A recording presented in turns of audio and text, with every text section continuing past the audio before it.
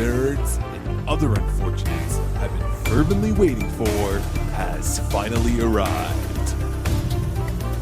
It's time for TMI, Confessionals of the Nerd Kind. And now, your hosts, Jeff Nerf Herder Chandler and Jim Kaiju Baker.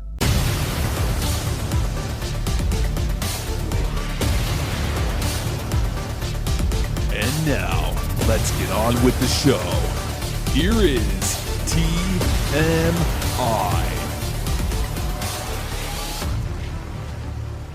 This is the big one. Our special Thanksgiving Monster Marathon episode. Our double creature feature, whatever you want to. Creature double feature? What are we calling this? We've always done since 2018 a Godzilla and a Kong movie. We are quickly running out of Kong movies. Yeah, somebody get on that. Somebody make us new Kong movies. Actually, after watching this first movie, I'm like, why did we never get a Mechagodzilla and Mechakong mashup? That would have been fantastic. That would have been, it's right there for the taking. If it would have been a tag team, Kong and Godzilla against. Especially when I read that there's a sequel that was written for this movie that would have had a Mecha-Titanosaurus. Ooh, listen up, Monsterverse. You already have Mechagodzilla. Yeah, I wasn't that crazy about that Mechagodzilla. Well, they destroyed it, so it would have to be Mechagodzilla version 2. So that's maybe fine. They can. That's fine. That's basically what we're getting here. Yeah. So what you said before. This is our 8th annual Thanksgiving special. Although I think we should probably name this episode "Monsters and Mammaries," because we get boobies in both of these movies. Talk about Jiggle TV. This second backup feature is quite erotic. There is a scene that I was dying. I had tears coming out of my eyes. And again, I don't know if it was intentionally funny or if it's just something lost in the translation. But wow, as a little kid watching this, I would have been beside myself. I probably wouldn't have known really. Now I do. No, I'm like, wow, that's very inappropriate. We're deviating from Kong specifically today, but not Godzilla. We are still covering Godzilla in the Terror of Mechagodzilla. And our co-feature this year is the Mighty Peking Man, which was released 1977, a Chinese film. I'm assuming it was riding on the wave of the 1976 King Kong remake. Yes, so interestingly enough, it was being shot concurrently with Kong. But to your point, De Laurentiis was such a promotion machine that he started really heavily promoting Kong a full year before its release. So that was on everybody's mind, like this new Kong movie coming out. So yes, they jumped on that train without actually ever having seen the 70s King Kong. They're like, oh yeah, you're remaking King Kong? Yeah. We'll see your Kong will raise you a Peking Man. Yeah. And we find out in that movie why he's a Peking Man. A Peking Man. He's a Peking Tom. Let's just skip Terror of Godzilla. So Terror of Mechagodzilla, 1975. Yes. And so you mentioned, I think, in the last episode, this is the very last movie in what they refer to as the Showa era. Yes, the classic Godzilla era. It is the last one. And they were coming out fast and furious all through the 60s and 70s. In the 60s, 64, we saw the release of 2 major Godzilla movies, Godzilla vs. Mothra or Godzilla vs. The Thing, if you're looking at the U.S. title, and Ghidorah, the Three-Headed Monster. So those are 2 big movies that came out in the same year. So they're just cranking them year after year after year. Is it true that they destroy the suit after each movie and then make a new one? I don't know if they destroy it. If they've reused it. Because he does change over the years. He does change over the years. But a lot of the movies, they modify the suit that they used previously. And this is the case because I believe that this is the same suit that they used in Godzilla vs. Mechagodzilla. But they modified the face to make him look much angrier. So yeah, he's got like that muzzle, like that little. I think that's one of my favorite versions of the face. It's unfortunate that they stopped here with the classic series because they had some interesting places that they were planning on going with it. But I think, the box office returns, this was, to this day, it's the worst performing Godzilla movie. Really? At the box office in Japan. And, even the kids didn't really come. And by this time, they were being marketed towards kids. Sure. Yeah, they got a little more goofier aspect to them. But listen, anytime you introduce aliens into a Godzilla movie, I'm on board. And we get a cyborg who changes her clothes every 2 seconds. Yep. She's got I think half the budget went to her wardrobe. But it's not sustainable, right? If the movies that you're making just are costing you rather than giving you profit.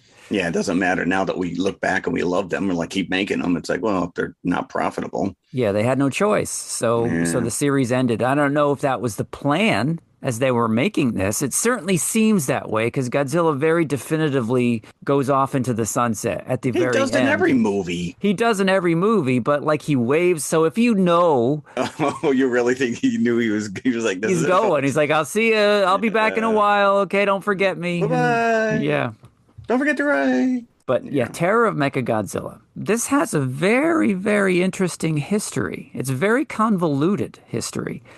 Okay. Straightforward in Japan. It was made in that quick rat-a-tat fashion that most Godzilla films are made in. I think I read that the production was completed in a month. Wow.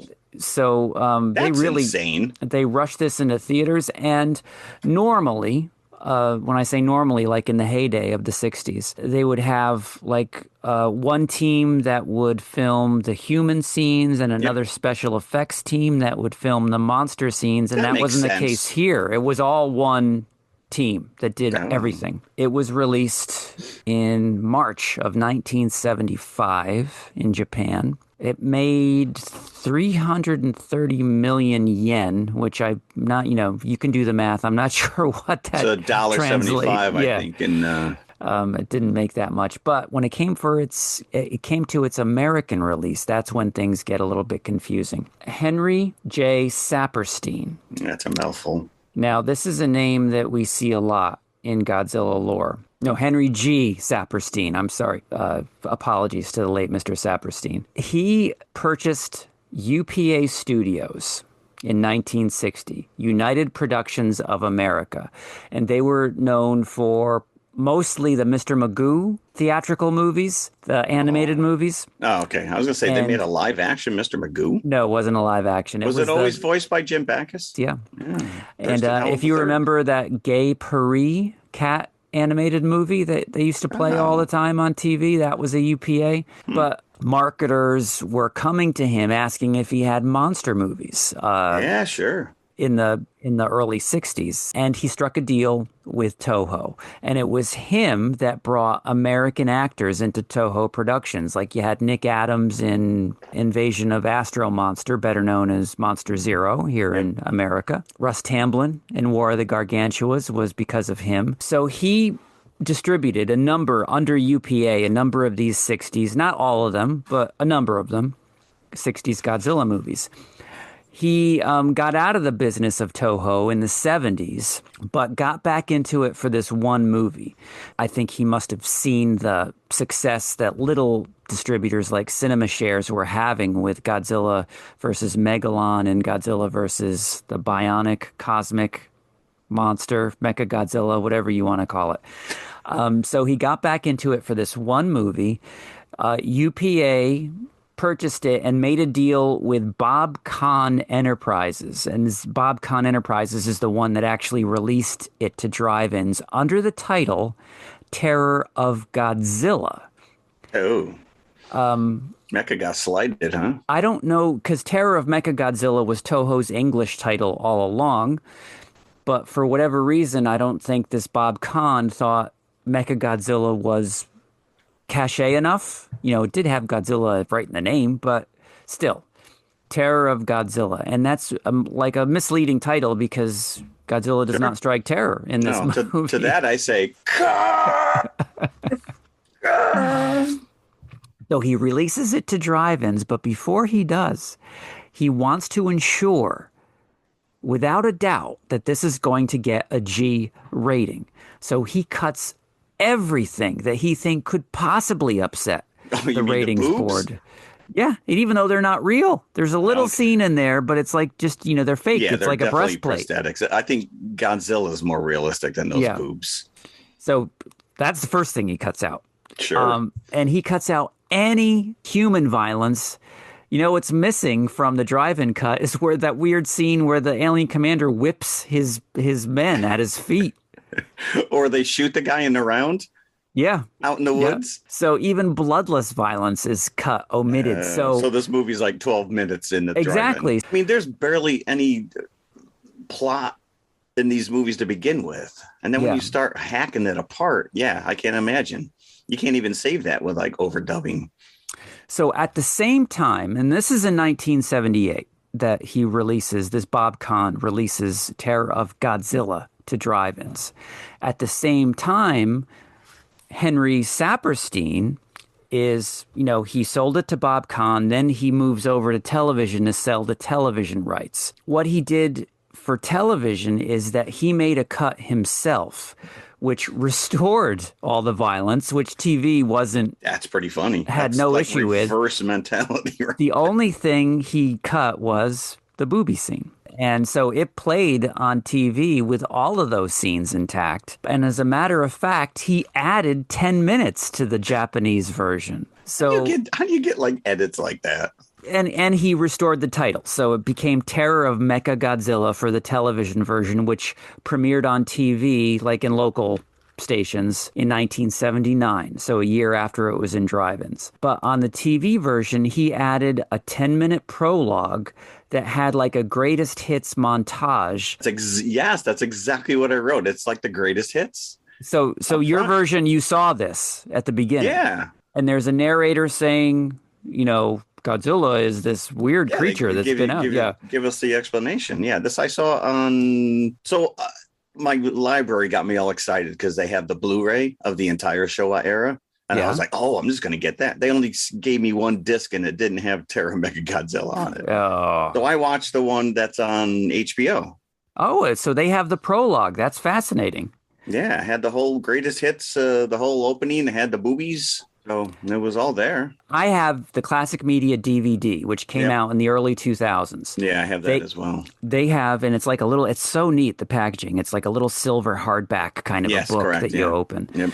They have the Japanese version and they have the US TV version. I don't know if anybody even knows where that drive-in version is anymore. Who would even want to watch it? Who'd want to watch it? Yeah. Right. So I would say, because there's special features on the Classic Media DVDs that are not on the Criterion box set. So yeah, it's crazy. It boggles my mind that this stuff is out there and it's you got to buy one certain disc in order to get all that extra feature stuff. Yeah. Even like, on Amazon, everything's streaming. You might get one of these movies that has like a little 10-minute making of. We talked about that Frankenstein, that Del Toro's Frankenstein. There's like a 45-minute doc, but yeah, that was the whole point of like back in the day buying the DVDs was the fact that you got all the extra bonus stuff. It really was. That was the novelty of DVDs. Not only the picture quality and the upgraded sound and the whole experience, but I really bought them. I looked at the back like, okay, what kind of special features does this have? Yep. If it didn't have a director's commentary, I'm not buying it. And Criterion was the best company for that. They just like dug deep. They gave you commentaries, everything. But that Godzilla box set, if I had to choose between like an older version of the DVD and the Criterion, I always go for the older version because it's got the special features on it. Got all the extra stuff. Yeah. But yeah, this opening, it's got this voice. The guy must be trying to do Raymond Burr. I know it's not Raymond Burr, but he's, it's very deep voiced narrator. Burresque. What is Godzilla? This voiceover is kind of written to match the footage that Saperstein had, so it's complete BS. It doesn't have anything to do with canon Godzilla. It's just this made-up monologue that kind of skirts the truth of where we've been in the Godzilla series, and it brings you right up to the beginning of this Terror of Mechagodzilla, because they show in the opening titles scenes from the previous movie of Godzilla destroying Mechagodzilla. Yeah. Interestingly enough, they cut out all references to King Caesar in the opening titles. Well, right up there. So King Caesar and Titanosaurus really kind of get shafted in this entire series, because I don't think you ever see Titanosaurus again, not even in Final Wars, where they bring everybody back. At least you did see King Caesar in Final Wars, but right. Titanosaurus. And when I saw him, I'm like, wait a minute, who's that guy? But Titanosaurus, he's got the biggest boobies in this movie. Yeah. Much bigger than our poor mannequin girl sitting on the table. He's got that killer fin on the back of his tail too, that flips open to cause winds. Yeah, which is kind of like a Rodan ripoff in itself. Sure. But well, yeah, I mean, they're all derivative of each other. But it's cool. It is cool cool design. He's a neat design. He looks like a giant dino from the Flintstones. Because they kind of went back to that classic dinosaur reptilian look with him. Yeah, because and he's got that really cool. Yeah, yeah. This is he even sounds like Dino. Yeah. All the humans, whenever they're describing him, they're saying, "Well, this is normally a gentle dinosaur." Well, how do you know that? Yeah, this is the biggest disappointment of this movie is poor Titanosaurus. This guy just wanted to be left alone. We're told that he's just a friendly dinosaur that we've now manipulated. He's now a weapon. Yep. And we're controlling him. And this guy's like, "Can I just go to the grocery store? I got family to feed. Just let me go back to Monster Island or something." Nope, we're going to have you do bad stuff, dude. And it's Dr. Mifune. Colonel Sanders. Or the Japanese Albert Einstein, depending on, what his wig is looking like. He's a spiteful a-hole, too. Because he's like, "I'm going to control this Titanosaurus." Well, because all his other scientists apparently beat him up when he tried to... Doesn't mean you weaponize a dinosaur. In the flashback, when he's telling the other scientists, because this is a doctor who was disgraced, right? Because he learned how to control animals. And even though he learned how to control... He was learning how to control aquatic animals, but the pictures show him with mice. And yeah, correct. We're told he's like a marine biologist. Yeah. Hey, you're a marine biologist. What do you think of this dinosaur? It's like, what?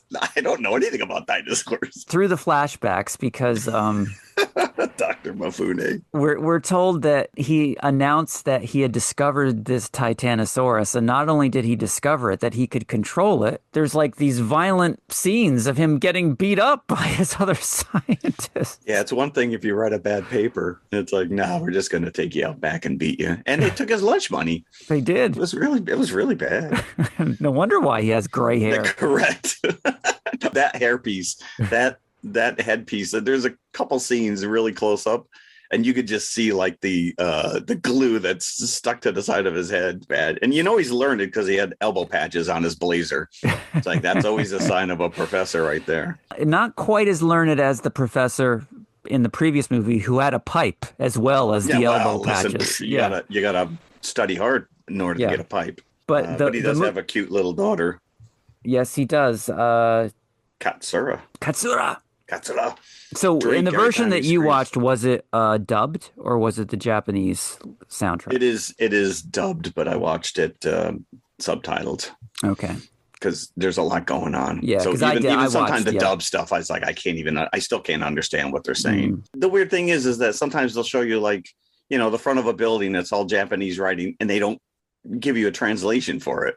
Yeah. It's like, well, I don't know what this is. And it's like, oh, secret dinosaur fight club or something. I'm like, what? Or in this case, there was a title screen the screen was full of Japanese writing, and the one caption was edited by this guy's short name. Oh, no. Like, I think I'm losing some credits here, but the movie begins with a submarine looking for the head. The toy sub?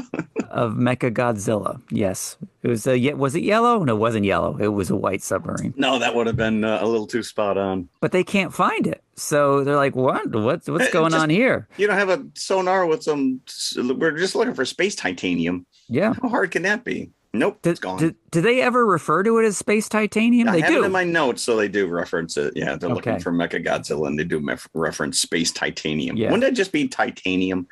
Isn't like every or on this planet come from outer space. Yeah, well, they named it that in the previous movie, so they knew exactly that it was space titanium once they found it. Ah, space titanium. Okay, cool. Once they realized that Mechagodzilla isn't around, Titanosaurus attacks the sub. So you'd think if the aliens weren't trying to draw attention to themselves, they would just like let the sub go away, after they couldn't find Mechagodzilla. No, let's present ourselves here. Yep. And they are from Black Hole Planet 3. Yeah, well, Black Hole Planet 2 is uninhabitable, as we all know. Is that true? Yeah. I'm just like Q Soundgarden here. Yeah. Black hole sun. I wonder if that's what that song is about, actually. That would be fantastic. If they had these aliens in the video for Black Hole Sun. But yeah. I loved those helmets. Do you know what they reminded me of? Was the bad guy in Battle of the Planets. Battle of the Planets. Yes. Yeah, they had those spiky So it made me his... think, when did that come out? Before or after this? Must have been after. Might have been right around the same time, because I know it was G-Force, and they really capitalized it when Star Wars dropped, is when we got it, known as Battle of the Planets. And it ran at like 5:36 a.m. in the morning on a school day. So I had to get up pretty early. But by then they'd already remade, because that 7's Arc 7, you talk about this movie where, the Americans start mecking with it and adding in all kinds of stuff. And that's exactly that. 7's Arc 7 doesn't exist. That's R2D2. Japanese. That's what he is. Yeah. They renamed him, Princess and Mark. But as a kid, I would have never have known that. It was all. No, of course not. It was seamless to me. Yeah. Yeah. Because they probably employed, I don't know, animators, just match his style. We didn't know any better. I just wanted to see that damn ship turn into the Phoenix. Yeah. That was the best part of that whole show. Love that show. And it never even occurred to me that, wait a second, they're never on screen at the same time. No, correct. Yeah. Is Superman Clark Kent? Could that be? What? We might be onto something here. Yeah. Oh, no. Hold on. No. Superman doesn't wear glasses. No, he doesn't. You're right. No, Can't be. Yeah, I don't know. You're just spreading fake news. But you're right. So these aliens are fun. These helmets and this Commander Mugar. Just don't make them go through a very narrow doorway, because they won't be able to make it. You got to turn your head. No.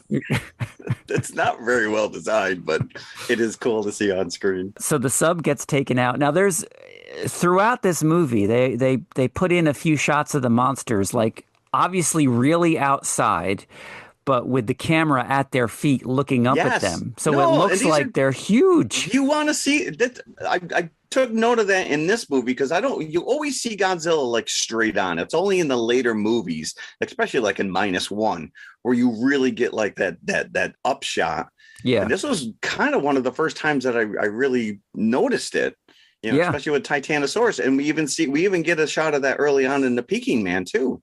Yeah. I'm like, all right, at least they're getting creative with some of these camera angles. And it works. Yeah. Even the scene where Godzilla is boxing Titanosaurus, it still looks like they're giant. Yeah. Was this guy that escaped prison? The aliens keeping him prisoner? Yeah, I'm not sure what the... No. And these guys are fast on his heels, and he's running through the forest, and yet later there's a flashback, and he has time to like meet this maintenance worker. They exchange a conversation. Yeah, this guy comes out of a manhole in the middle of the forest, middle of the jungle, and he's like, "Oh yeah, no, I saw he had a scar on his neck, and he couldn't talk, and he made the sign of Interpol on his hand, and then he handed me the secret disc, and I'm like, that all happened while these other people are chasing him." Yeah, and they never saw the open manhole with all this guy's equipment all around it. So now this guy's got the secret disc. After the sub goes missing, of course, is like the human round table scene where they have the black box from the sub and they're listening to the transmission. Oh, it's a dinosaur. And you hear So they got the black box back, but they still couldn't find Mechagodzilla's head. No, they could not, because the aliens took it, right? Because they're making another Mechagodzilla. And that's a fantastic reveal as well, where he takes them in and you just see that upshot like of Mechagodzilla. And he's got the girders all around him, and they're working on him. And you see little sparks from where they're like welding them together. Yep. And you're like, that gives you a true sense of scale of these things, because you do lose it when they're just two giant monsters fighting each other, especially when you get outside of the city and they're just, in a forest. Yeah, that was a fun reveal too. But The first time you see the aliens, I think this might come actually before the chase in the forest and the guy in the manhole. You see these two guys talking in like an office. You know they're aliens because the transition right before the scene, it was like you're seeing a toy UFO. Yes. And you're hearing like this weird in search of synth, like woo, woo, woo. How else do spaceships sound? And then suddenly you're in this office with these two guys, and one alien says to the other, "How was your flight?" And I'm thinking, is he asking him about his space flight? His space flight. And he's like, no. He's like, oh, Earth travel is terrible. You know, we could travel 1,000 years. This was only 2 hours. It was still terrible. Did you at least get peanuts? No. Yeah. Space peanuts. So this is where you find out they're from Black Hole Planet 3. They're going to rebuild Tokyo because their planet is... This makes no sense. I genuinely put, like, what is their game plan here? Yeah. It didn't make any sense. Are they going to let Godzilla fight Titanosaurus so that they can use Mechagodzilla to destroy the city? I think that was their plan, that they're going to tire out Godzilla on Titanosaurus and then Mechagodzilla can come and finish him off. But that never, came to be. Just give him a pint of Haagen-Dazs and put on, let him binge watch some movie on Amazon. But they have a map of what alien Tokyo is supposed to look like. And it's like, like Walt Disney's Epcot Center. Like sure. Yeah. It actually looked pretty. All right. You build that. I'll come visit. So when the black box scientists hear the dinosaur, that's when they make the connection that it's Dr. Mifune. There's another marine biologist who's one of the heroes of this new movie, a young guy. And he actually also happens to be, if you recognized him, the inventor of Jet Jaguar in Godzilla vs. Megalon. But it's not the same character, just the same actor. Not the same character, just the same actor. That's too bad. Yeah. A little carry through on that. So, I mean, how many mad scientists control dinosaurs? Yeah. But this guy's supposed to be dead, right? So. Right. Everyone just assumes he's dead, but he's not. Well, he did get beat up pretty bad by those scientists in that earlier scene. So they could have carted him out in a body bag after they attacked him. Yeah. I don't know. But the daughter's working overtime to keep him secret that he's something fishy going on with her too. So we have Interpol. They've taken time out from researching people copying movies because, as far as I know, that's what Interpol does, is that they crack down on pirated movies. The Interpol guy and our young marine biologist go to Dr. Mifune's house because they know that his daughter lives there.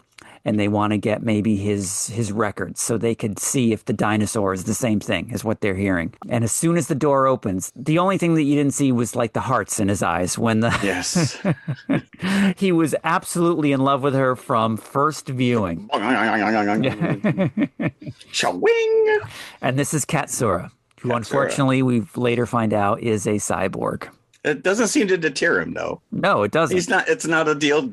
It's not a deal breaker. Not a deal breaker whatsoever. Man. He's like, okay, let's go with that. What parts are robotic?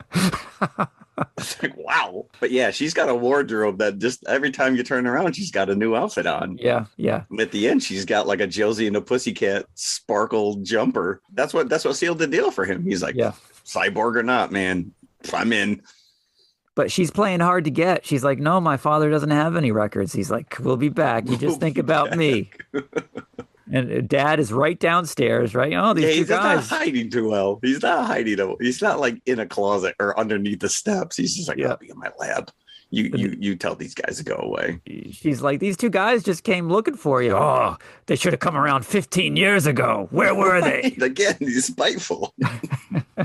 How dare they? He still walks with a limp after that beating. Come on. So we're like 50 minutes in and there's no Godzilla. No, Godzilla. As a matter of fact, that's why that Saperstein put in that prologue, because he's like, we got to give you Godzilla.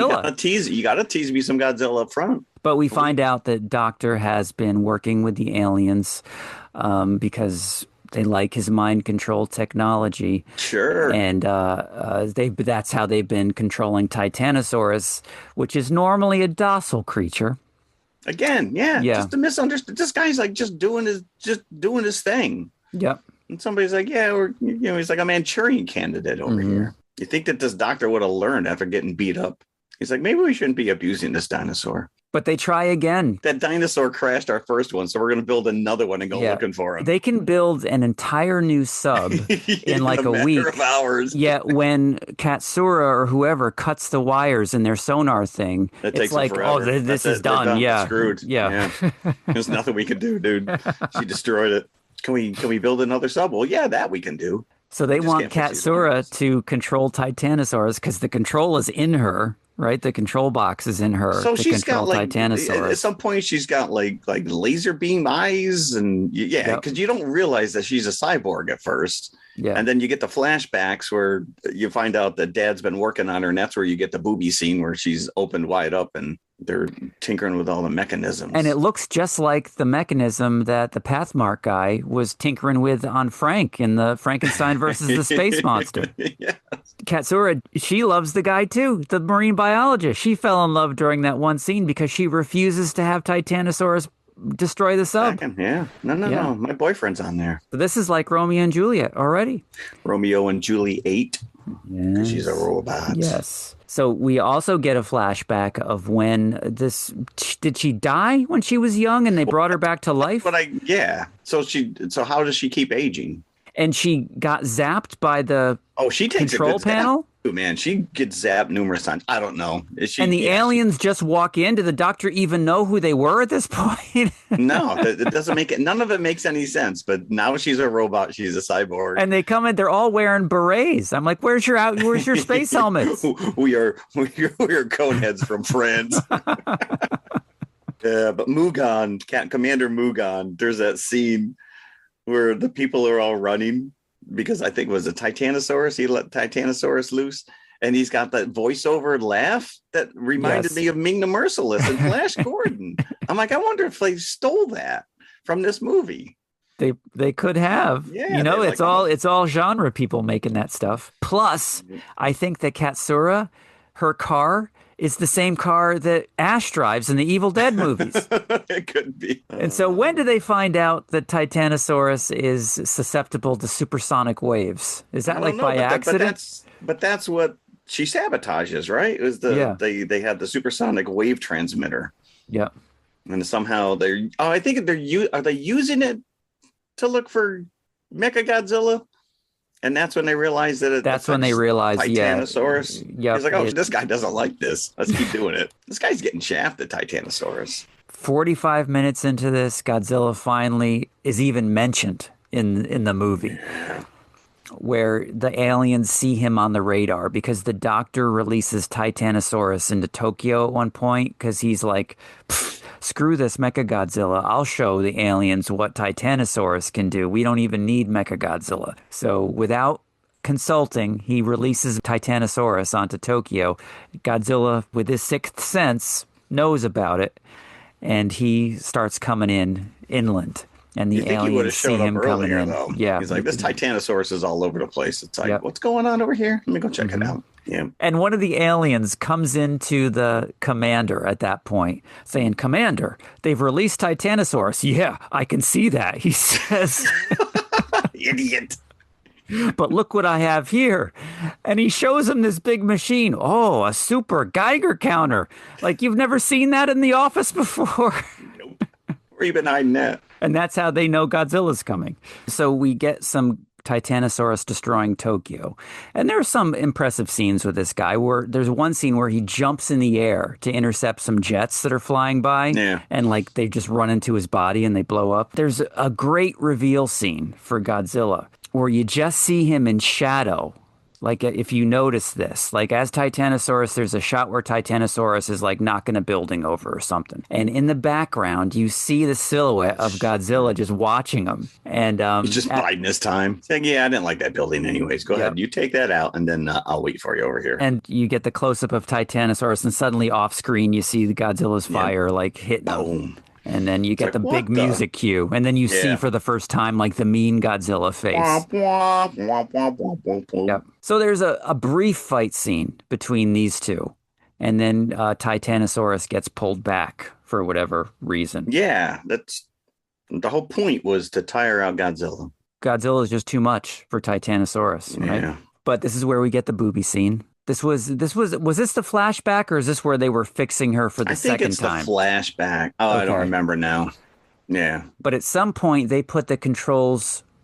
Not only do they put the controls to Titanosaurus in her, they also put the controls to Mechagodzilla in her. So how does she differentiate who she's controlling? Yeah, it made no sense. Yeah. Yeah, that's all your eggs in one basket, my friend. Yeah, she can handle Titanosaurus. Yeah, put the mecha. It's like they just put like remote control in her butt. There's only so much room that you have in the human body for alien controls. Each boob controls a different monster. Once again, monsters are memories. They unleash Mechagodzilla at this point, and their plan is, let's blow up our main base so the humans don't know where we are. But yet, where do they go? Where do they go? To Dr. Mifune's house. Let's go. Yeah, we know where he is. Now, Mechagodzilla and Titanosaurus are working together to destroy the city.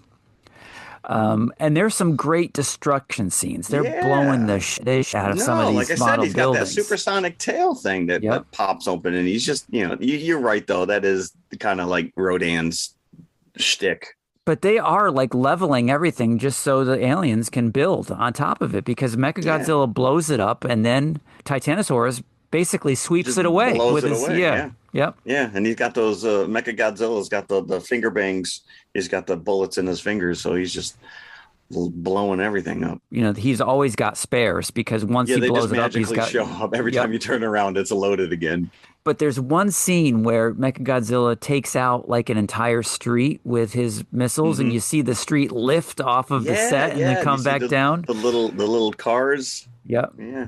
There's some nice monster destruction. There's two kids come around the corner. Hey, let's peek. Let's see what the monsters are doing. These things are leveling the entire city, and these guys are like sneaking around the corner. And that's when Godzilla shows up again. Yeah, they actually call for Godzilla the second before he shows up. Godzilla! Oh, help us! He gets bit in the face. Yeah. He's got there's some monster on monster violence going on here.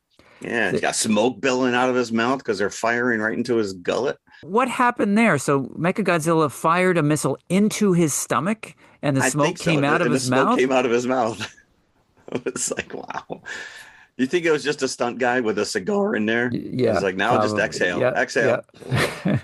But so Mechagodzilla hits him with some missiles, and then Titanosaurus blows him away. And so, it was a nice tag team, that they had. They basically turn him into a trampoline. They bury him and then just jump on him. And then you've got the scenes that are very prevalent in 70s Godzilla movies, where it's obviously an empty suit that you're just throwing around. Right. Yeah, because they kick him and he goes like 7 miles. And then the scene where you say he got bit, Titanosaurus is punching him and the suit's going up in the air. It's like rubber, yeah. Yeah. No, at one point he's on fire. Yeah. No wonder why they have to rebuild this suit every year. Now, that was obviously an accident, but they thought it looked so cool that they had to keep it in the movie. Well, we got the Peking Man was on fire at the end of that movie, too. Yeah, he was. Yep. Yeah, I'm like, all right. Godzilla is pretty much getting pounded for most of this fight because he's no match for the two of them. I don't know where Jet Jaguar or King Caesar is during this movie. Yeah. Caesar. I think he was in front of the MGM Grand hanging out. And Jet Jaguar's like, I'm going to sit this one out, dude. All right. They're still fixing me from the last time. But as you said, Godzilla gets buried and Titanosaurus is like doing the Irish jig, jumping up and down on him. Which we have seen before. But it's just a weird shot because he's got his hands behind his back. And he's literally, like you said, he's literally doing like a Kaylee. Yeah. Yeah. I'm going to say this. Homeowner insurance must be a nightmare in Tokyo. Oh, yeah. Because they've got to You got monsters insurance? They've got to rebuild from scratch every time. Every time. Yeah. Just built this damn city back up again. Yep. The monsters here again? This is when the humans get their act together. They finally fix their sonar box and start distracting Titanosaurus because they harpoon him. Yeah. They shoot that thing into his neck. Well, he's got a big long neck. You can't miss it. So as they're driving him crazy, Mechagodzilla, you see him lift up his hand to take out the helicopter. Just before he shoots, Godzilla busts out of the ground. He's not dead yet, of course. Just biding my time. Hits Mechagodzilla with a blast in the head of fire, and he brushes himself off as he gets out of the ground. Yeah, he's got he's pulled that Luke Skywalker thing where he brushes off his shoulders and before he takes out Kylo Ren. And this is where you see his fins on fire, because this is the scene where Mechagodzilla unleashes all of his firepower on Godzilla as Godzilla's running at him in slow motion. So you see one shot where his fins are on fire, but then they're magically out. He ran so fast they came right out. But when he finally makes it to Mechagodzilla, he's just punching him, just like Rocky. He's like peppering him with shots to the body, to the head. And the guy on the commentary said that when he watched this movie at the drive-in, that during that scene, all the cars were beeping their horns. Like, that's pretty wild. Finally, some monster action. Yep. That is pretty funny. And then there's a scene from above where Godzilla grabs the robot's tail and they're going around in a circle. Yep. It's not as impressive when the camera's above them, because that does not add to their sense of scale whatsoever. No. And meanwhile, the humans are successfully taken out the aliens because, surprise, surprise, they figured out they're hiding out in Dr. Mifune's house. I know where they are. I mean, the guy that's not dead. And so one of the aliens, these are the same aliens. The aliens in the previous movie were also from Black Hole Planet number 3, but they were apes when they took off their masks. Oh, that's right. Yeah, these guys just have like goo faces. Yeah. Is that from the glue of the human face? It could be. It could be. It ripped all their monkey hair. Yeah. The Interpol guy shoots Katsura. Fune gets shot. Katsura gets shot. She gets shot in the arm, and she's got blood, but it's all, it's mixed in with her robotics. And this is where she says to the marine biologist, because he's got her in his arms, "I'm a cyborg. I don't care. It's not your fault." It's not your fault. I love you anyway. So I'm not sure if she dies at the end. Listen, it doesn't matter. He took her home regardless. Yeah. She's one of those real dolls now, just waiting for him to come home from work. But that's when we get the Godzilla taking Mechagodzilla's head off. Yes. So same thing he does in the last movie, but this time. I don't remember him. Last time it was just the whole head came off. This time the brain's still there. Yep, the brain, and he's still like firing. But I think Katsura was dead at this point. So how is he still going? Just synapses snapping off. But you see the close-up of that little brain, and it's got like red veins and everything. Also, I was wondering if they were going to explain that somehow that was like an alien brain that they put in there, because the aliens found the head and rebuilt the whole body. You think they would have made him sleeker? He's still got that big rotund body when he flies. He looks like a blimp. Give him a little slimmed down look there. He's about to do the truffle shuffle like Chunk in He's Chunk. But Godzilla throws him in the same hole that they buried Godzilla in. But then poor Titanosaurus. After Titanosaurus is rendered helpless by this sonar thing, Godzilla gives him one final blast, and he slowly just does a pratfall, like the Nestea plunge over the back. Over the side. Yep. Into the water he goes. Once again, this poor guy, the true crime of this entire movie is the abuse that Titanosaurus I know. Endures. He's like that. What was Shimo, right? From Godzilla X Kong in the latest Monsterverse movie. Oh, that's right. Yeah. He was just under control of the Scar King there. Yeah. But at least he got redeemed at the end, not Titanosaurus. No, this guy, no. Yeah, you would think that Titanosaurus would be the one to actually take out Mechagodzilla. Yeah. That would have been nice. Or at least kill Mifune. Titanosaurus should have taken out flying saucers at the end when they came out of the water. Yeah, correct. Yeah, that would have been his last. All right, I got you, dudes. Speaking of them, after the Interpol agents storm the house, the one guy with the Battle of the Planets helmet goes running out, and he turns around. They chase him to a cliff, and he says, your bullets can't stop me. And then he laughs again, like Ming the Merciless, and jumps off the cliff. Yeah, did he jump onto the spaceship? Did they beam him up? I don't know. Into the ships? Well, so a couple times I think she disappears when Katsura, they're running around, or maybe it was the alien. I don't remember now. It felt like a couple times either it was a weird edit, or like these guys were chasing them and she would just disappear. So I don't know if there's some alien technology. I don't know. They did kind of show the empty bluff that maybe he made it into the water. Yeah. Why would he say? And apparently the flying saucers are parked underwater because they come out of the water. Yeah. Pretty unconvincingly as well. Yeah, no. They're not even wet. And then Godzilla just easily blasts them as they were trying to escape. Then you do see the marine biologist carrying Katsura's body, into a field. So you do assume that she's dead. Yeah, she's dead. And then you see that a different Godzilla suit waving goodbye. At the end. It was a completely different suit? Yeah, so this is interesting because the suit that they used for the rest of the movie would get too waterlogged, so they couldn't use it in the water. So they had to use this other suit. What that suit was the one that they used in the previous movie when it was fake Godzilla, before the skin comes off and reveals it's Mechagodzilla. So I didn't pick up on that. So he goes into the sunset, the last of the Godzilla films of the original era, unfortunately. So this was 75. So when was the next? So how large of a wait did you have? It was the next one was Godzilla 85. So 85. Well, that one was released in Japan in 84. Right. So it was a 9-year gap. Wow, that's a long time. Yeah. When you think about it, especially when you said, a couple years prior, they were banging out 2 a year.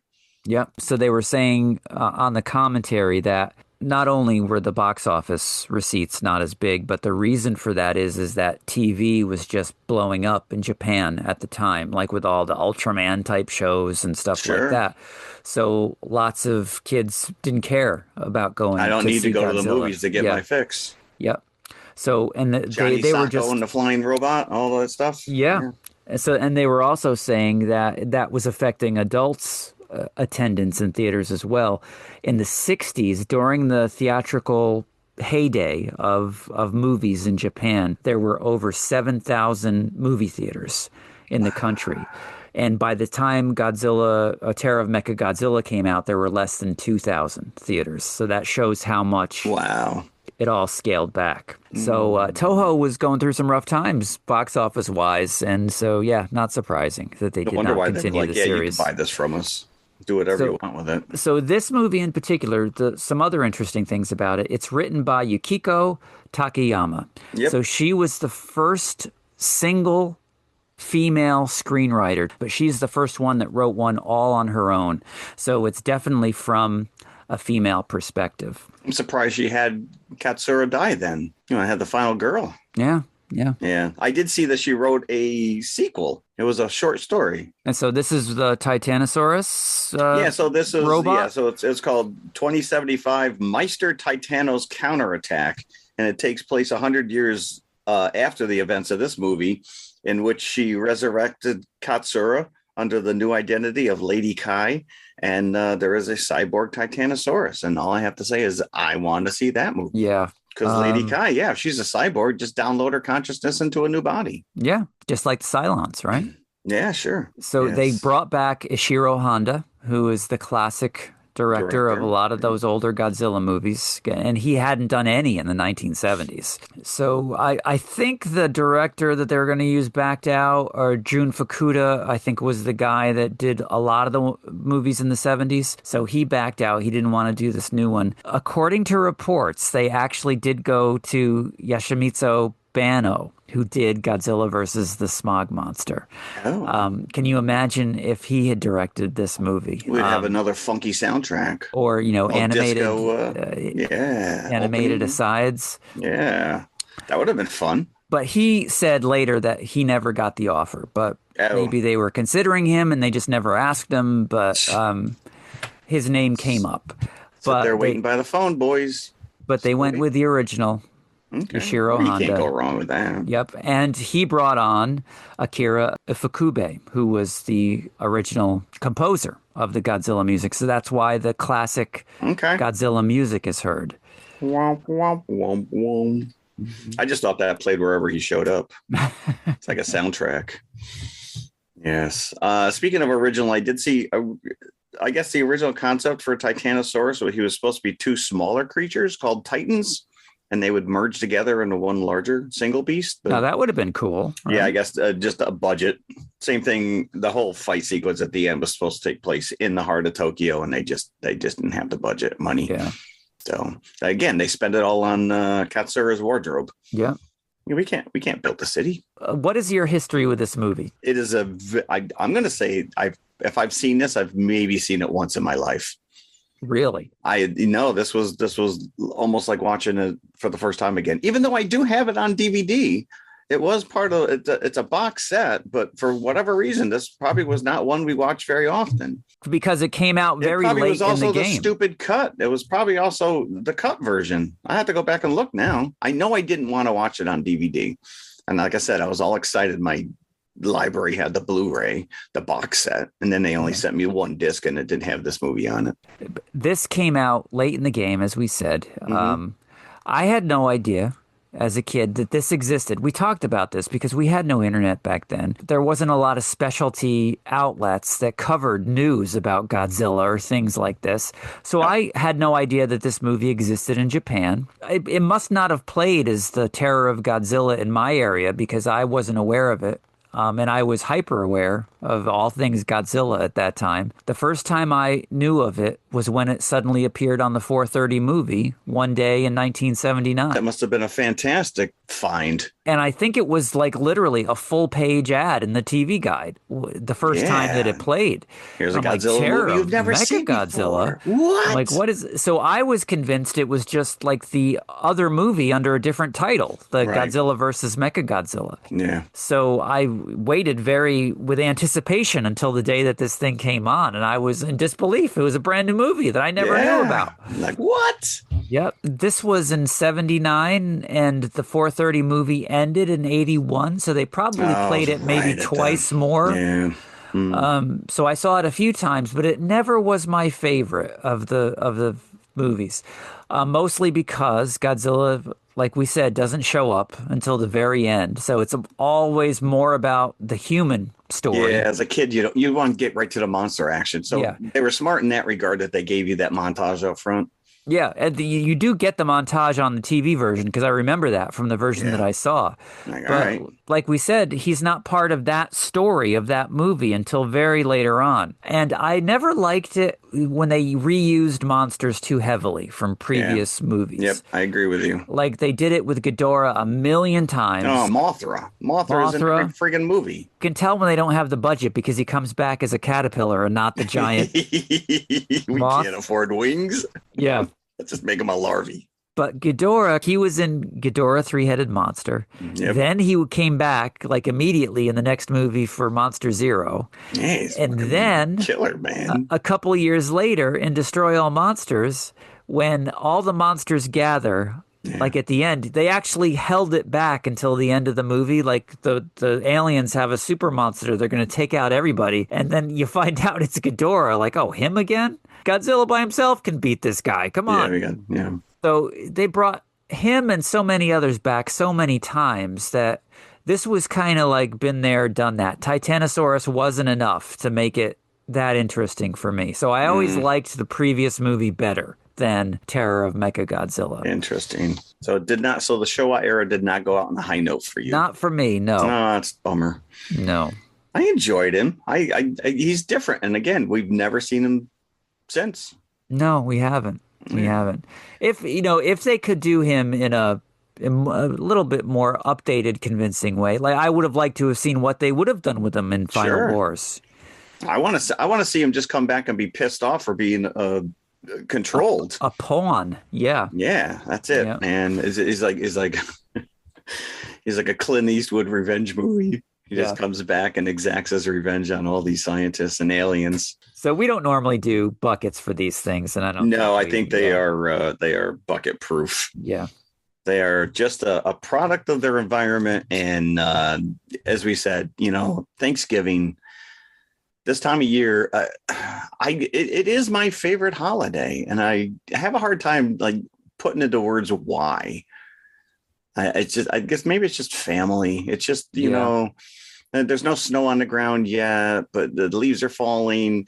You got the parade. I'll tell you what, I can't go without having that parade on in the background. Yeah. And it starts the anticipation for the holiday season. Yeah. Well, that's how you end with Santa. Yeah. Unlike these morons I have out on my route that are putting up Christmas decorations the day before Halloween.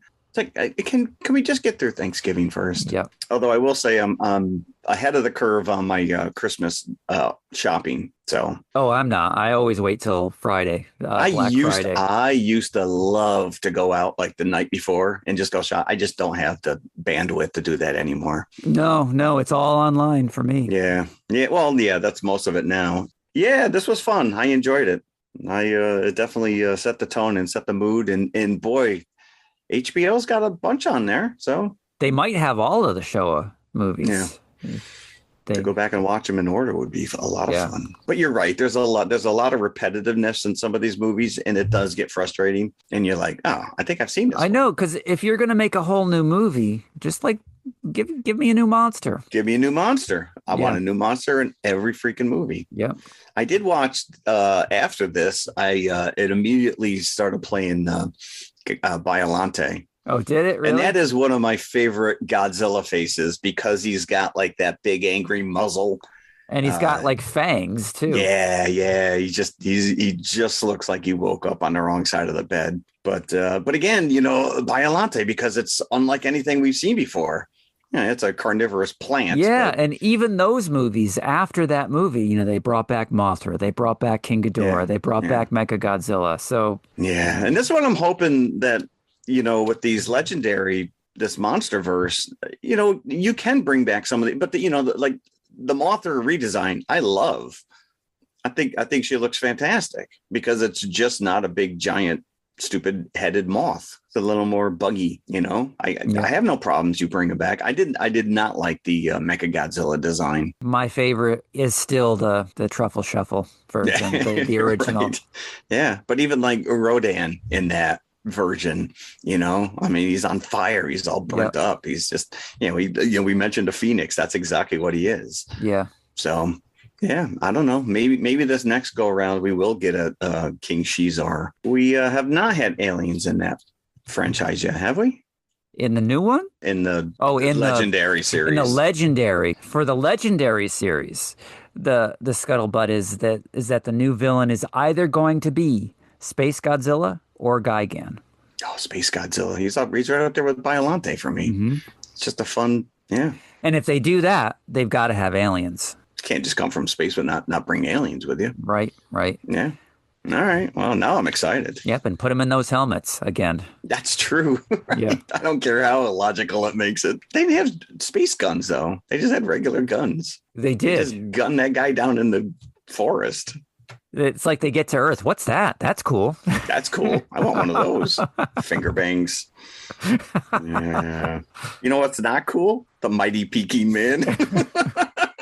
Or alternately, he could be the coolest thing on the planet. Let's discuss this. This is fantastic. I have never seen this movie before, and I don't think I've laughed so much watching a movie in quite some time. I don't think this could be shown on television with this girl flouncing around. Holy crap. I will tell you this right now. Her top needs to win an Academy Award for Best Supporting Supporter. It didn't support her, which was the whole point. No, you can't stop looking at it because that boob's popping out any second. This girl, her name is Evelyn Kraft, who played... she plays Sheena, for lack of a better description. Sheena the here. Jungle. That's basically her, but Samantha. She is a Swiss businesswoman / actress. No, yeah, I saw she passed in 2009. So this is probably what she is best known for, is Mighty Peking Man. And I thank her because this is the only reason to watch this movie is for this woman. And boy, does she not disappoint. It is a sight to behold. I will tell you this right now. They should have just named this the Mighty Rear Projection Man because the suit, they must have like 5 different face masks or something because his face keeps changing. And whenever he screams, you can tell it's a puppet. They're just open. And he sounds like a big baby when he screams. Yeah, correct. What tickles me, though, is that this is made by the Shaw Brothers studio, a Hong Kong studio, that completely rips the logo of Warner Brothers. Completely. Yeah. Like they try. It's almost like if you're not watching closely enough, like, this is a Warner Brothers movie. Yeah. No. Yeah. But it wastes no time. It immediately goes right to this remote village in India. Was it India? Is that where it's It supposed to was, take yeah. place? That's where he's from. That's where he's from. Yeah. So the movie opens Hong Kong University. So it's got these suits in the That's right. library saying, Yes. looking through the books, oh, this Peking Man does exist. And Right. suddenly you Right flash over to India, and there where he is messing up a village. And what did they do to deserve that? Nothing, Yeah, right? nothing. I don't know. There was an earthquake, and he comes and he's all angry. And he's like stomping on people. This guy's got boulders to the face, and yeah, he's angry. But you're right. This initial, he's got that upshot, so you get this sense of scale on this guy, and you're like, all right, this is pretty impressive. And then everything else, not so much. And so they're acting like, this has never happened before because they don't have a wall. They don't have a wall like King Kong does. Yeah. He just comes out of nowhere. Yet they have catapults. I'm like, why do you have catapults?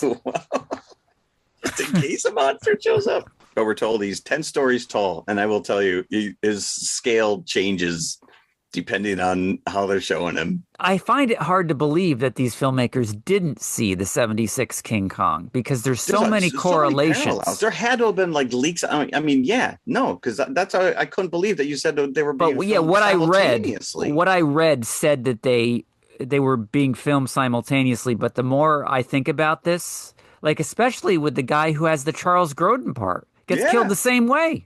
Yeah, no, this guy goes out of his way to stomp on multiple people. Yeah. Yeah. I mean, even climbing the tallest building by the end of the movie, and he's getting shot down. This guy could take a bullet too, by the way. He took one to the head. Loading. Oh, I know. He's bleeding in his head. Yeah, no, I mean, these are multiple helicopters flying around. Yep. You can't help but compare it. It's very unimpressive that he's basically the end sequence. He's fighting in a construction zone. Doesn't quite match the majesty of standing on top of the World Trade Center. But what did they have him doing in the Coliseum? He's playing tug of war with a bunch of dump trucks. They had him tied up on chains with dump trucks. It didn't make any sense. And then all of a sudden he's in a cage. How'd you get him back in the cage? So so we get the monster right up front. And you get these knuckleheads in the library talking about him. So you don't know if this has actually happened or if they're just saying that it happened in the library. It's just a way to explain to us what, right.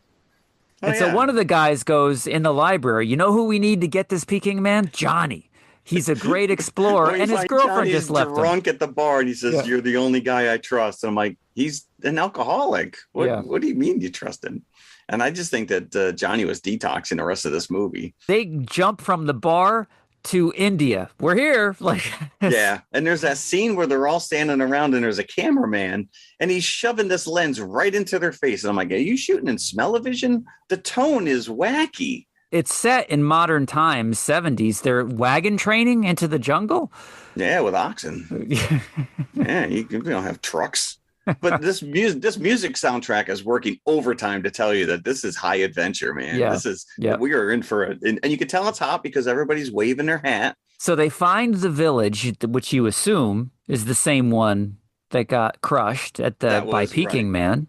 Yeah. But even though, the buildings are all kind of standing, so it doesn't really look like it. No, they rebuilt it. And suddenly an elephant stampede comes through. Yeah. And again, this is all rear projection. Villagers didn't get killed by Peking Man are getting killed here by the elephants. And I think it's just the same stunt guys all over and over again. Wait a minute, didn't you die 3 times before? Well, I guess you just died a 4th time. And then one of the adventurers shoots the elephant, and it's like a rear projection shot of the elephant just laying down. Yes, correct. Yeah.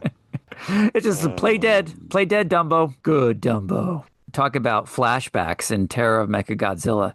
We get Johnny's flashback to happier times when he's with his girlfriend frolicking on the beach. This is ridiculous. This whole movie is very inappropriate. There is some erotic stuff going on here. His brother is sleeping with his girlfriend. So Johnny says, I came home early from work one day. You're an adventurer. Where are you coming home early from? The bar. I got the impression that he had been there. What I loved is, so I watched this on Prime. It was like a $2.99 rental or something. And it's with the subtitles. Prime, I think Prime was drunk along with Johnny because they put in melancholic music. And I'm like, I don't even think that's a word. What I will say is that this thing is cleaned up Yes. Yeah, in a it looks spectacular great. fashion. No, it looks really good. It looked like 10 times better than Terror of Mechagodzilla did. This is a polished turd, though. This is it's like it looks nice, but it's not a good movie by any means. But it is entertaining as hell. This is so worth the $2.99 rental. They survive the elephants, and then they run right into a tiger, and immediately 3 guys jump into a quicksand. These guys, this is the scene that I had Ben watch. I said, you need to watch this scene. So the tiger comes out of nowhere, and they're wrestling with this tiger. Like really wrestling with the tiger. And yeah, you're right. 3 guys jump into the quicksand. And they all die immediately. He did save his hat. He saved his hat, yeah. But then the guy gets his leg torn off by the tiger. You can tell that the guy's leg is in the ground because you can see his leg in the ground underneath him. You ruined the illusion. You're telling me the tiger didn't really bite this guy?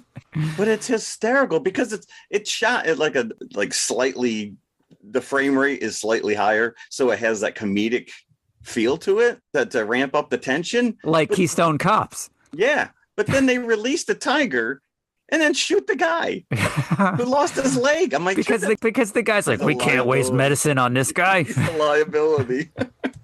At this point, if I were the guides, I'd be like, I think I quit at this. Yeah, I don't think I'm gonna stay on for this. But this goes from infidelity right to dismemberment within like a 2-minute window. It's crazy. Like, all right, and then Johnny gets all melodramatic. But they lose another couple guys off the cliff. They do. They lose several guys off the cliff. How many guys are you willing to lose? These guys are like, we're just looking for a giant monkey. It's like 5 guys fall off the cliff in one shot because the anchor on their line wasn't good enough, and something.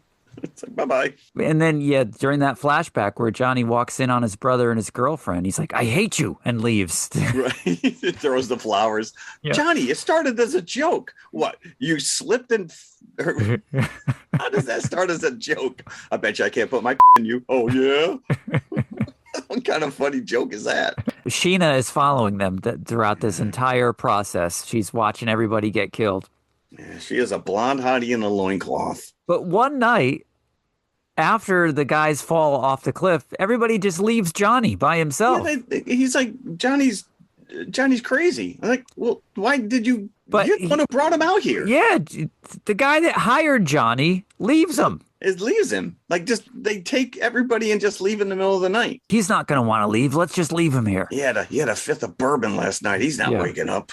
Yeah, Lutien. Is that the guy's name? But the boss. Yeah, and he goes back to his palace. Yep. Hanging out by the pool. Yeah, Johnny. Yeah. Good luck, Johnny. You can survive that. But this is where we meet Samantha, and she is a well-kempt blonde chick. Yeah, she's got makeup in the jungle. Yeah, Papa, Mama. I'm like, wow, her papas are really popping out of that loincloth. Papa. But he also meets the Peking Man who picks him up, and she saves him from being crushed by the Peking Man. Utam. Yep. And she's friends with the tiger and the jaguar. At one point, she's dancing with this jaguar over her shoulder. And I said, I'm waiting for this damn thing to like rip into both of them for humiliating. They're just using them as a sex prop. She's spinning them like in slow motion. It's terrible. I'm like, that jaguar is going to eat your face off. And they play something that sounds like The Hustle as they're frolicking in slow motion to that. Yeah, we got this. Could it be I'm in love? Yeah, during this whole musical montage. But what's even crazier is she gets bitten the thigh by a cobra and he immediately goes down on her to suck out the blood. And the way it's cut, she's either screaming in ecstasy or she's in pain and you're not really sure what. I'm like, am I just watching like softcore porn right now? Like, this is insane. As close as they can get to it. Holy crap. I watched it 5 times. The suit, the actress, says that they made the suit purposely so she would fall out. She's convinced because they had to stop filming every time she popped out, which was all the time. Yeah, sure. I'm sure they did. And she thinks that it was just so they could. Not something you see every day in kaiju films. But Samantha brings him back to the plane wreckage where he figures out that her plane crashed. She never went through the luggage. No, the luggage is still there, intact. Right. And he finds the pictures. He finds Dad's notes or whatever. He knows her name is Samantha. Yeah. And Peking Man found her when she was a little girl and raised her. So that's like her father, the Peking Man, yet he gets jealous when... Yeah, well, like I said, at one point they're making love in the cave and Peking Man is peeking in. He's like watching them. I'm like, you creep. But she gets bit by this cobra and then the jaguar eats the cobra, but he calls an Uber elephant to get out of the jungle. Like the elephant just shows up and he throws her on, and now Peking Man has a PhD in medicine because he brings him leaves to smash up and then to heal her. Maybe you should wound. just try and suck more blood out. That's what I would have tried. Wait, is this the spot? I don't know. Is this working? I'm not really sure. Johnny does not choose to stay with her in the jungle, which is a viable option for him at this point. But no, he's like, let's bring Utam to the... He's just as bad as Charles Grodin is. Yes, correct. What does he think is going to happen? Yeah, like let's bring him to the outside world. We'll make him. And then we just see him on the ship. It's like, how'd you get him on the ship? How'd you chain him up? How'd you? And there's that long goodbye with the leopard. This is I'll miss you most of all, Jaguar. Yeah, the leopard keeps following them and doesn't let him leave over and over again. I would have brought him back as well. Yeah. So he's on the ship, like he's just sitting there. How does he go to the bathroom? Just sitting there. Oh, I just pee myself. You know what? That's what you have mops for. You clean it up. Screw you. But again, this is just like 76 Kong. They put him in the oil tanker. Except he's on top. This guy's like he's outside. This guy's set on top. He's like, well, this sucks. Here comes a typhoon. Jerks. They run aground on a rock in the middle of the ocean. Just a rock. Hey, you never know. So, and he pushes him off. So he helps save the crew. Yeah. So Johnny gives her new clothes. And I was really hoping that he was going to tell her that he made those out of the dead cobra. Because it's like a snake material. But she puts it on and immediately says, well, this is very encumbering, and rips it off. And she's happier nude. But we get a friggin' rape scene later. Well, that's later. Yeah. That's later. It's bestiality, bondage, and bucks and blondes. It's like, what is going on in this movie? He saves them by pushing them off the rock during the typhoon. Mm-hmm. And then all of a sudden they're in Hong Kong. So how he got from the boat to the place, you don't know. Right. Didn't know that in the 76 King Kong either. That is true, but you got the impression that, they drugged him at least. Right. They're just like, just go sit on that boat, please. Okay. So suddenly he's in the city. He's in the show. That's where the next time you see him. Yeah, and these guys, Johnny and hey, you want to see a TV studio? It's like she doesn't even like clothes. She doesn't want to go to a TV studio. And it's where he runs into his brother, and this is the same brother that nailed his girlfriend.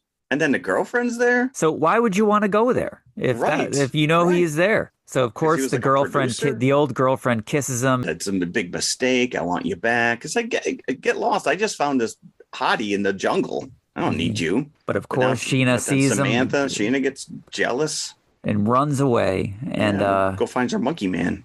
And the entirety of the city is chasing her because it goes out on the news that she's the only one that can control the Peking Man who has escaped from the Coliseum. Was like, she's dressed in only animal skins. Well, it can't be too hard to narrow down.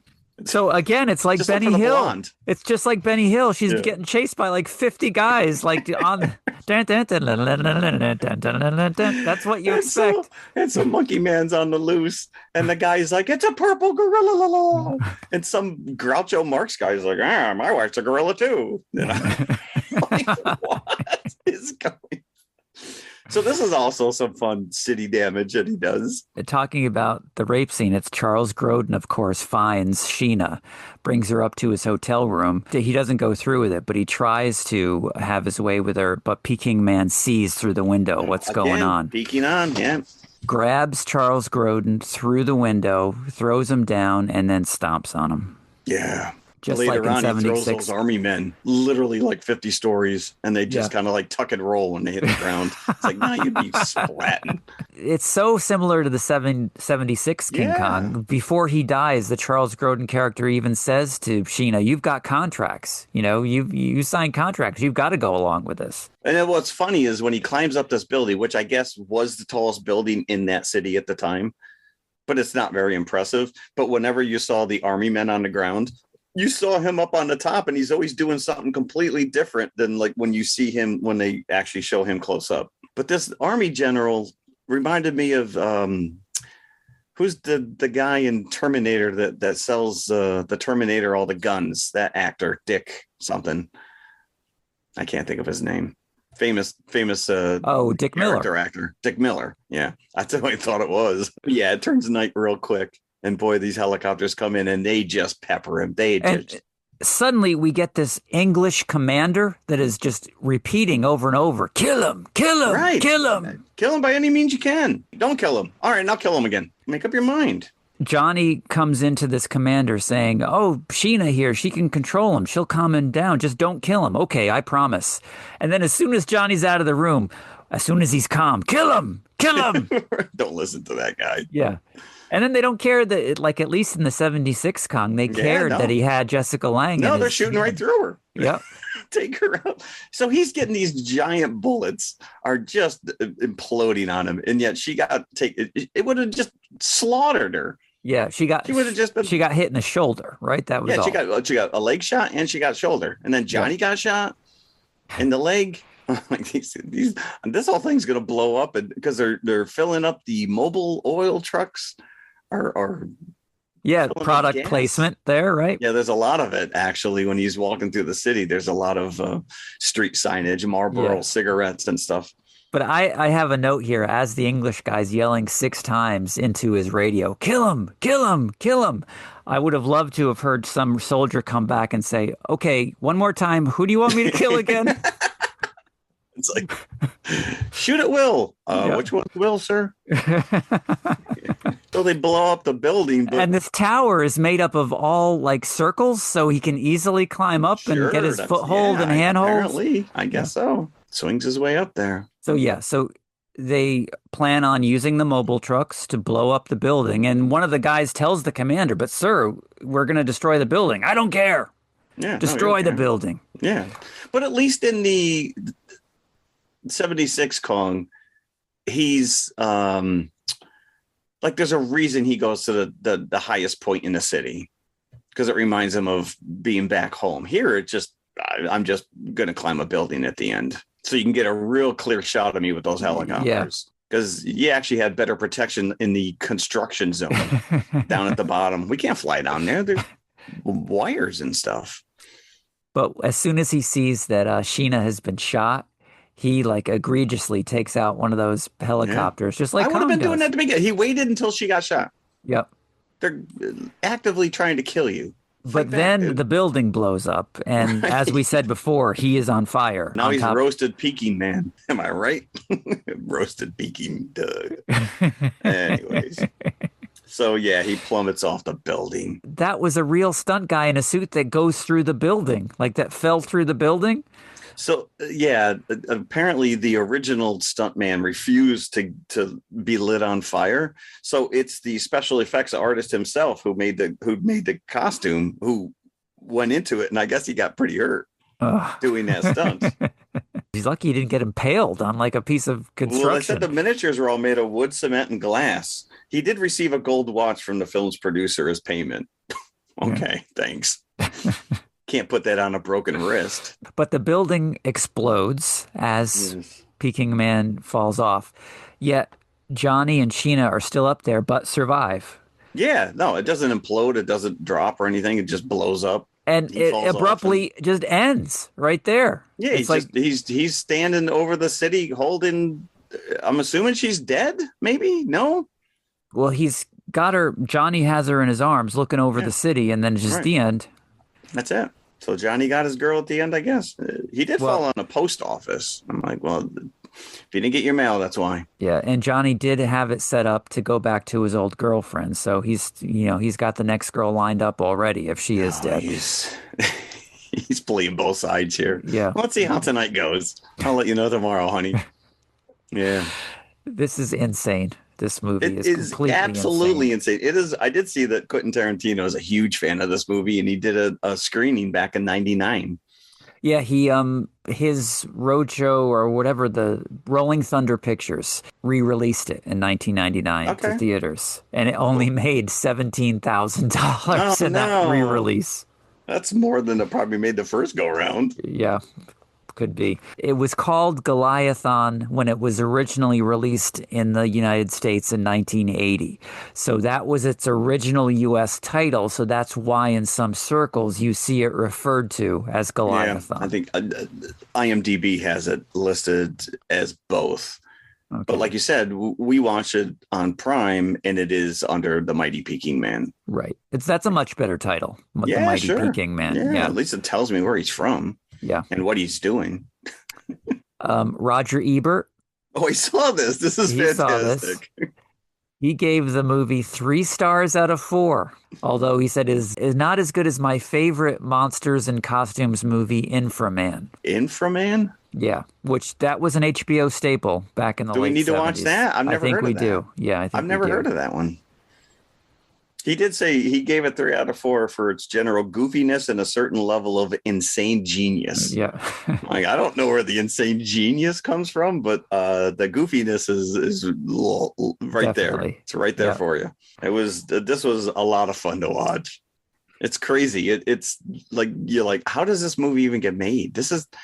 Did you see this like at the 4:00 movie? I've only ever seen this. I've seen this once before, and it was a Netflix rental when they still had physical DVDs. Okay. And that was just because Quentin Tarantino had released it in theaters, and Rolling Thunder also put it out on DVD. I'd always heard of it, but I had never seen it. And like I said, I don't think you could show this on TV. You'd have to cut too much out. That's what I'm saying. I mean, like this girl is wearing next to nothing. If you look closely, she is popping out in pretty much every scene that she's in. Well, the one, and like there's upshots of her climbing trees and poles, and there's not much left to the imagination. No. As a kid, I'd be like, this is very titillating. This is, I mean, no pun intended, but yeah, that broad does not, it's hanging on for dear life. That's for sure. I don't think there's any gaffer's tape on the used. So this is quite a find. So if you're listening to this and you've never seen it, look this up on Amazon. As Jeff said, it is well worth its $2.99 rental fee. The Mighty Peking Man. Peking, not Peek. Yeah, that's what he does, but that's not what he does. And we'll accept your thanks after you watch it. Yes, and like you said, it's all cleaned up. It looks great. Yeah. And the model work is fun. That opening village. The rest of the movie makes him seem like a pretty chill Peking Man. Yeah, but for some reason, he really hated those villagers at the beginning. Well, yeah, that made you wonder, because if he raised her, then he's used to humans. Yeah. So what'd they do to piss him off? Did he think that maybe they had something to do with the earthquake? Maybe. Yeah. They woke him up. Maybe that's why they had the catapults. Yep. Oh, here comes that giant gorilla again. Yep. Let's throw some rocks at him. Oh, you like rocks, do you? Here, take some of these back. The suit was made of actual human hair. Somebody probably had that hand stitched that. Yep. A total of 300 Hong Kong citizens donated their hair at the studio. All the same color? I guess, yeah. And imagine how bad that smelled when they burned it. Yeah, that would have been brutal. No wonder why this guy was like, I don't want any part of this. Yeah, he probably still smells it to this day. Oh, that's rough. If I were to give this buckets, this would be up there just for its... It is, the entertainment value is off the charts. This was missing from my diet of monster movies as a kid. Yeah. I would have welcomed this with open arms. Holy crap. This would be in a special place hidden. I watch it whenever my mom wasn't home. Yeah. I'm going to break out the Peking Man. My spank bank. Yeah. Oh, man. So with that, another Thanksgiving episode has come to a close. Oh, I'm stuffed. Oh, I ate too much. It's just too bad there's no more Peking Man movies. We got to go back to Kong next time. Imagine if they kept making these movies. Peking 2, Electric Boogaloo. Electric Boobaloo.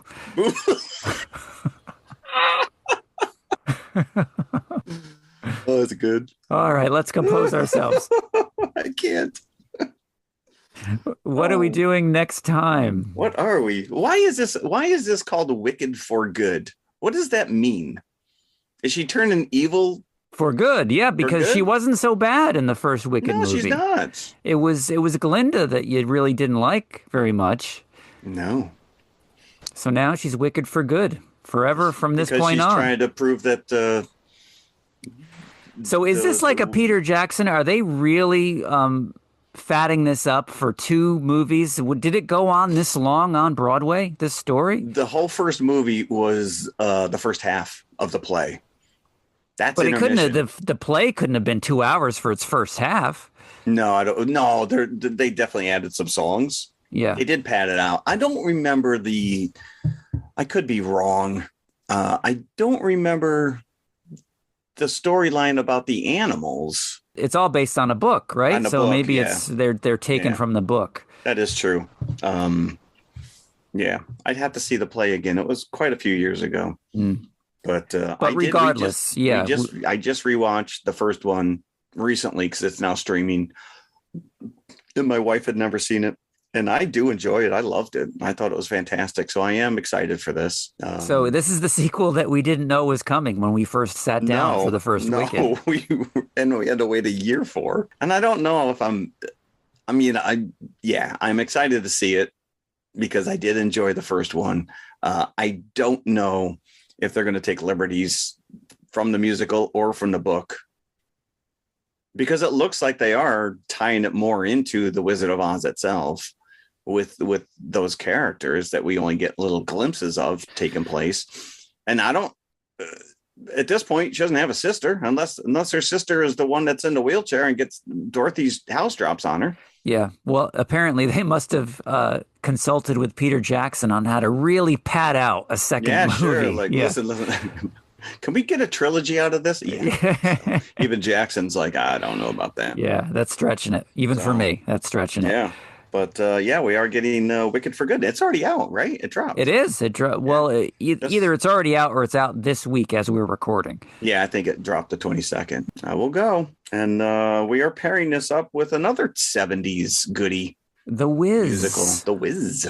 This made the HBO rounds. That's where I saw it as a kid. Yeah. And it came out like a year and a half after the 76 King Kong came out. And the World Trade Center features pretty heavily in both movies. Oh.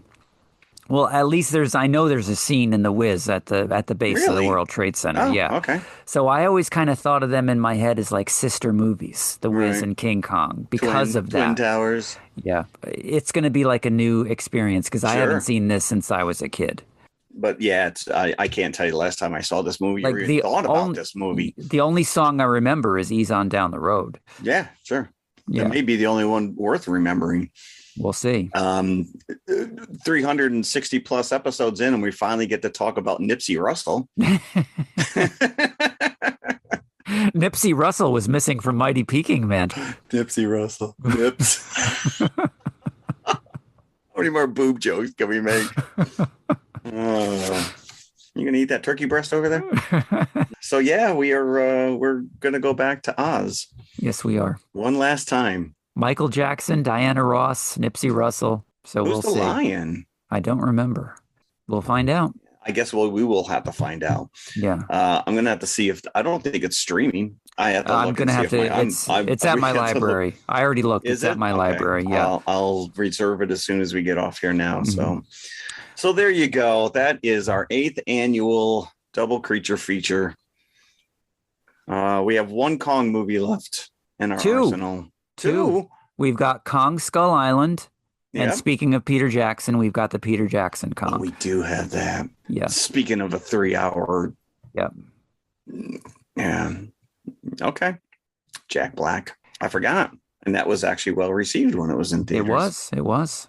Well, it's Peter Jackson, Mr. Lord of the Rings. That is true. That is true. Like you said, let's take something and milk it for an extra 2.5 hours. Just get to the monkey. Give me the damn monkey.